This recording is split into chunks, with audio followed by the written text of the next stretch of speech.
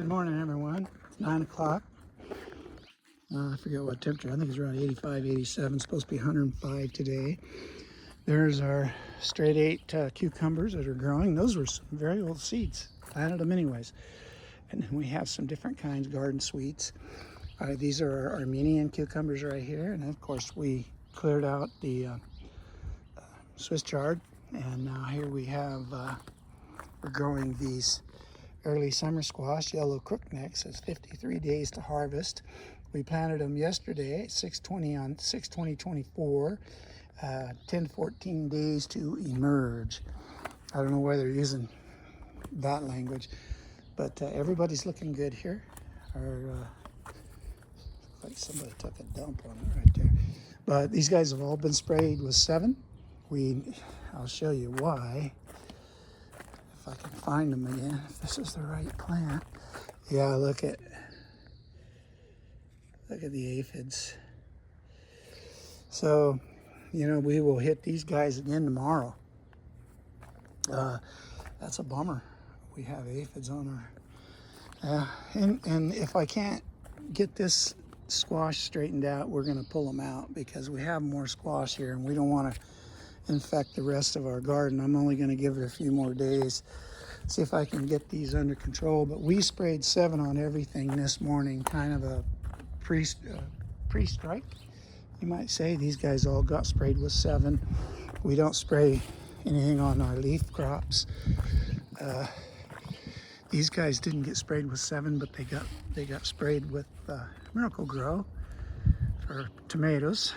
And we hung these guys up and trimmed out a lot of the shade leaves so that we can make sure that we get good airflow and we can find any pests or diseases that may occur. These guys are doing really well. These beefsteak and big beefs are doing great. We got lots of tomatoes coming on already. And here we are. I gotta go slower, guys, sorry. So here we are with our peppers, these shishito. However, this is one that we treated as a perennial that we grew last year. Put it in the garage, and look, it's already got a big old thing. And we cook a lot with bell peppers and shishito. These shishitos have a little bit of a bite to them, not really much, right? So we're just throwing some of we pulled out that Swiss chard, so we're just kind of laying it around the ones that we see are not doing so good. These guys here. Anyway, so everybody's looking pretty great to me. I don't know, but I would say looking a little spindly. Don't care. Rather have them spindly producing fruit than I would have them. Now this guy here, he's a little. These are sweet 100s. They're cherry tomatoes. That's a purple boy or whatever, purple boy there, whatever it is. Anyway, so this one I don't know. I'm sure it's indeterminate. A friend of mine gave me them and I went ahead and put them in. Anyway, so everybody's looking pretty doggone good around here. Here's our hibiscus roselle right here. It's doing well. We're going to be making some tea out of this stuff. It's got a good tart flavor to it. It's good for your immune system and it's good for helps lower blood pressure. So here we are. And then back over here is our Malabar spinach that can deal with the heat really well. And we have some more zucchini here doing okay. I don't know if that one's gonna set or not. We'll see. Anyways, here we are. We're just waiting on this lettuce to go to seed so we can get it out of there. I want the seeds. I love that lettuce. That's that red. Whoops, tripped over that. Anyways, Armenian cucumbers, right? So we make a dish with cucumbers and salmon dish. And we make a cucumber salad, except for we'll either put it in a blender or chop it up real small. And then a sauce for our salmon. Salmon really needs a sauce. You know, I love to barbecue it, but if you don't eat it within 5 minutes, it gets too dry. And you want it cooked, but spot. You got to get it at that perfect spot to where you cook it until it's just a little bit still raw, and then you take it off, because then it's going to continue to cook. And even then, you put a sauce on it, it makes it so much better. Anyways, here we are. This is the 21st of June. Actually, the solstice was on the 19th, if you can believe it or not. This year it didn't come on the 21st, it came on the 19th. So the 19th is the shortest day of the year. From here on out, the days will get shorter. My garden's looking pretty doggone good. We're gonna move on over here to the we like succession gardening, so we planted some corn up on top that we'll be able to eat. So I'm pretty sure these were planted on the same day. Let's see, yeah, 21st. Yep. No, it says 26th. Okay, so these were all planted on the 26th of let's see, it says 5/26 is when those were planted. So, and then our cantaloupes, they are looking really good. We just sprayed everybody with 7 this morning. Tried to get out here. It was a late start, so, but we had to spray, because what I noticed, and what you'll notice when you start spraying that 7, is you'll have whiteflies will start flying around, because they're getting the heck out of Dodge. And anytime you see the whitefly flying around, you can take your hand and shake your plants. And if you see whitefly, you better spray, because where there's whitefly, there's others that will make your life a little bit more difficult to get rid of them. So here you go. Spray your, excuse me. So when you notice that you got whitefly, you can just go like that, and you'll see them drop out and fly around. And if you have them, spray, because where there's whitefly, I've always understood that where there's whitefly, there is aphids and every other insect under the sun. So this is the other side, and then we'll have a melon tunnel here. These guys get a little bit longer. I'll fasten them up, get some clips and tie them up. And this one needs to go up. Anyways, we will do that. Probably ought to do that here in just a few minutes and get that over with, so we don't have to worry about it. Tomorrow, I think I'm going to try to make a video of my crusher and my hammer mill, and me and my grandson are go up on the hill, and there's a vein of oxidized hematite up there, and we're gonna get some of it and run it through the mill, and then run it through the crusher, and then through the hammer mill, and then we're gonna pan it out with a little bit of that dish soap. Anyways, I'll show you tomorrow.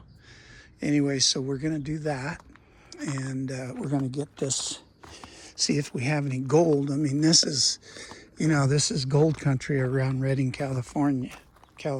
So here's our acorn squash. We had some more come up, which I'm delighted to see. And over here we have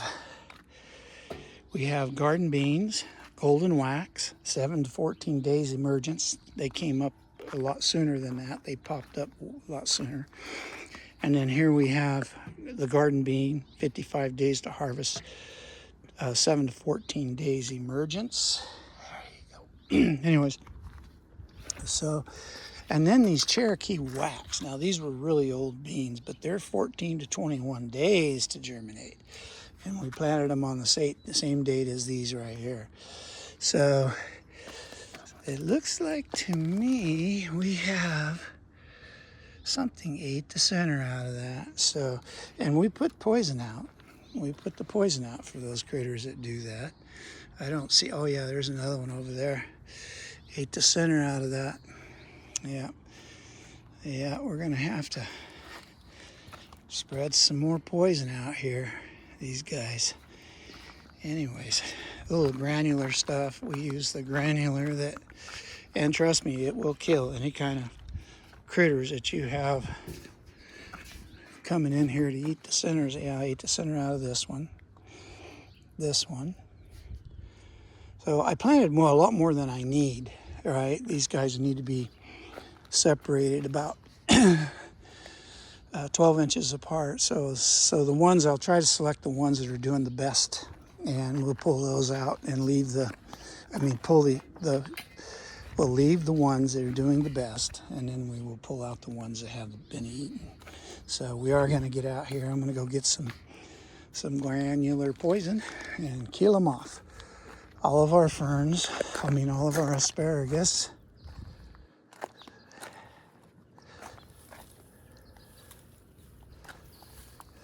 Asparagus doing well. These guys will probably, seeds are probably good on those. Seeds are starting to turn color. You probably can't see it from the camera, but I can see it. So yeah, this is what you want to let them after you harvest for 6 to 8 weeks of harvesting. And you can start harvesting when they start popping up in the spring, when the soil warms up. And then mark that on your calendar, and then you can continue to harvest for 8 weeks is what I do. And then let them go to ferns. Let them grow. Because we need to have that food to the nodes or crowns or whatever you want to call them. Anyways, lima beans are looking better.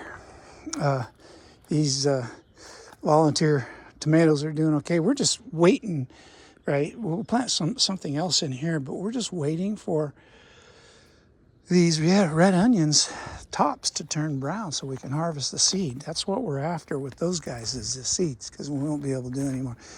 Now these are all male. These are all male asparagus. You know, we dug some up right here and removed some of the nodes from those, left some nodes, but evidently it injured them and they didn't make it, because I did that last fall. Anyhow, so, but the ones that we did transplant, they did excellent. They're doing excellent. So, you know, we can dig down, and if we have a big group of ferns, if we have a big group like we had, like we have right here, we can dig down and remove a node. Have to be very careful that you don't injure the other ones, evidently. So you can still pick the tops out of these, like I've done here. You can see that I've picked the top out of this one and ate it. They're quite delectable. Anyway, so the deer have been coming over here and eating these tomatoes, and we don't really care about that because they're volunteers, so they might turn out better, but I am going to come over and trim them. I know which ones are determinate and which ones are indeterminate, and the determinate, you don't want to do a lot of pruning. You can do a little bit, but you don't want to do a lot, because if you try to prune them like you would an indeterminate, you won't have as big a harvest. Anyway, so there we are. It's going to be a warm day today. So thanks for watching.